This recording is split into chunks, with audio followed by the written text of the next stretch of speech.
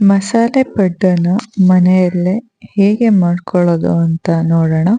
Hello everyone, welcome to my channel Ansha vlogs. ನಾನಿಲ್ಲಿ ದೋಸೆ ಹಿಟ್ಟನ್ನು ತಗೊಂಡಿದ್ದೀನಿ.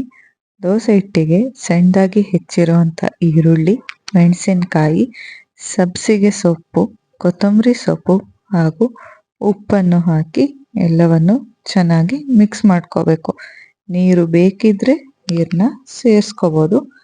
ನಂತರ ಇದಕ್ಕೆ ಒಗ್ಗರಣೆಯನ್ನು ಹಾಕೊತೀನಿ. ಒಗ್ಗರಣೆ ಆಪ್ಷನಲ್ಲು, ಬೇಕಿದ್ರೆ ಹಾಕೋಬೋದು, ಇಲ್ಲ ಅಂದರೆ ಹಾಗೇನೂ ಮಾಡ್ಬೋದು. ಒಗ್ಗರಣೆಗೆ ಕಡಲೆಬೇಳೆ, ಉದ್ದಿನಬೇಳೆ, ಸಾಸಿವೆ ಹಾಗೂ ಸಣ್ಣದಾಗಿ ಹೆಚ್ಚಿರುವಂಥ ಕರಿಬೇವಿನ ಎಲೆಯನ್ನು ಹಾಕ್ಕೊಂಡು ಚೆನ್ನಾಗಿ ಮಿಕ್ಸ್ ಮಾಡಿ, ಹಂಚು ಚೆನ್ನಾಗಿ ಕಾದ ನಂತರ ಅದಕ್ಕೆ ತುಪ್ಪ ಅಥವಾ ಎಣ್ಣೆಯನ್ನು ಸೇರಿಸ್ಕೊಂಡು ಮಾಡ್ಕೊಂಡಿರೋವಂಥ ಮಸಾಲೆ ಹಿಟ್ಟನ್ನು ಹಾಕಿ ಎರಡೂ ಬದಿಯಲ್ಲಿ ಚೆನ್ನಾಗಿ ಬೇಯಿಸ್ಕೊಂಡ್ರೆ ಮಸಾಲೆ ಪಡ್ಡು ರೆಡಿಯಾಗುತ್ತೆ. ಇದನ್ನು ನಾವು ಕಾಯಿ ಚಟ್ನಿ ಅಥವಾ ಬೇರೆ ಯಾವುದೇ ಥರದ ಚಟ್ನಿಗಳ ಜೊತೆಗೂ ಕಾಂಬಿನೇಷನ್ ಆಗಿ ತಿನ್ಬೋದು.